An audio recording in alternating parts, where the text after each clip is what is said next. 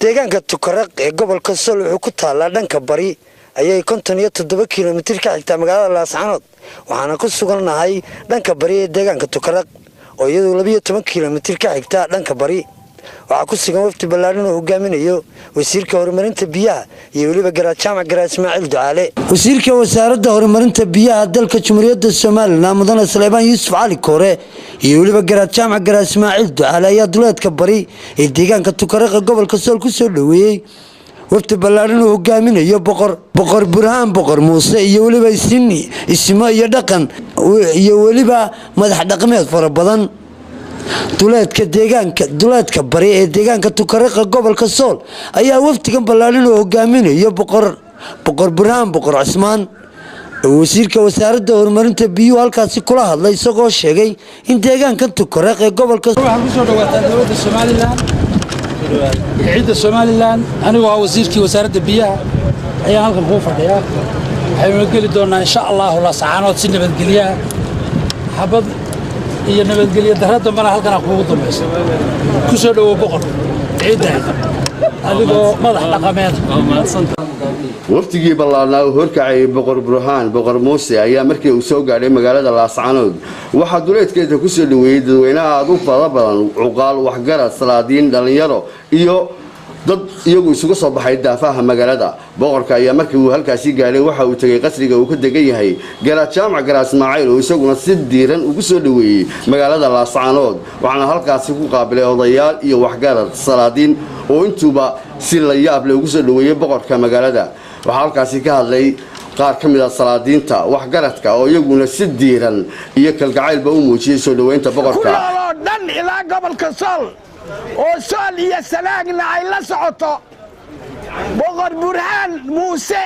Sool inuu ka qayb galo wixii awoodiisa cod iyo calafba isaga iyo waxaan soo dhaweynaa isimada la socda Garaad Garaad Ismaaciil ayaa dhankiisa isaguna ka hadlay imaanshaha iyo booqashada uu ku yimi boqorku magaalada Laascaanood waxa isaguna dhankiisa ka mahad celiyay soo dhaweynta diiran ee loo sameeyay boqor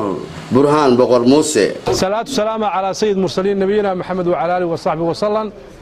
marka koowaad halkan waxaan ku soo dhaweynaynaa wafti ballaaran oo dhammaan Jubbaland iyo Puntland iyo geyga Soomaaliyeed iskaga yimi oo hogaaminayo boqor Burhaan boqor Muuse oo ay kamid yihiin ugaas Xuseen ugaas Qorane oo Jubbaland ka yimi iyo Suldaan Jaamac waxa kale oo maraya ugaas Xasan ugaas Yaasiin waxa maraya Suldaan waxa maraya Suldaan Burtilla maraya Garaad Cabdisalaam Xasan Maxamed baa maraya ugaas Cabdullaahi Ciisa maraya waxa maraya Suldaan Cabdisalaam baa maraya waxa maraya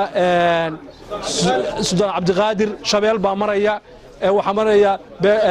Beeldaati Jaamac Ali Faarax baa maraya waxa weey damiyaan tirin kara waxa weey culimadii bari baa maraysa oo halka sheekhi markii doontu ay ku degtay bari dagaabigii aad garanaysaan ay soo garanaysaa taariikhda ka sheegay oo maraya uqaashi baa maraysa guurtidii baa maraysa salaadiinta wixii aan ka tagay waxaan u malaynayaa raali hayga ahaadeen Suldaan waxa weey Ciise Maxamed Ciise isna maraya waftigan waa wafti ballaaran weey tiradooda sida naloo sheegay waa 60 qof weey waxay u socdaan nabadayntii labadii arday ee walaalaha ahaa waxa weeye in ay una soo tacsiyadeeyaan waxa weeye siyaasad uma socdaan hawl kale uma socdaan dalkoodii bay yimaadeen boqorku dadka Soomaaliyeed oo dhan boqor buu u yahay soo dhawow waan ku leenahay boqor asha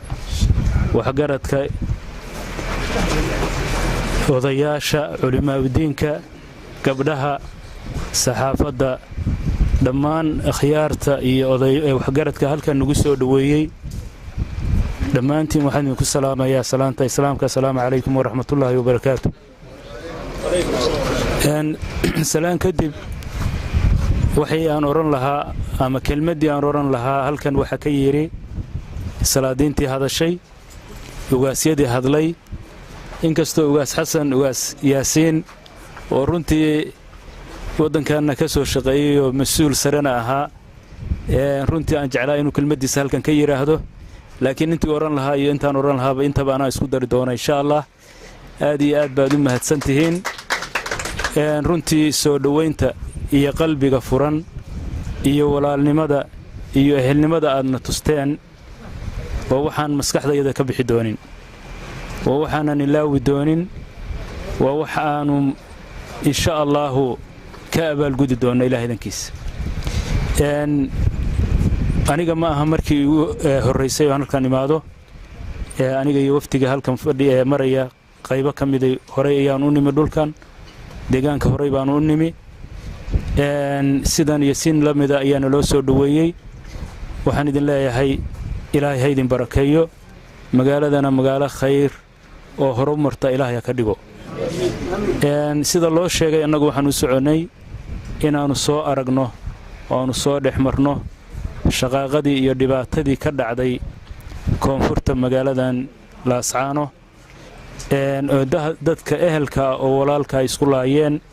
cabdiqani xasan faarax barkhad cumar inta qaranka magaalada laascaanood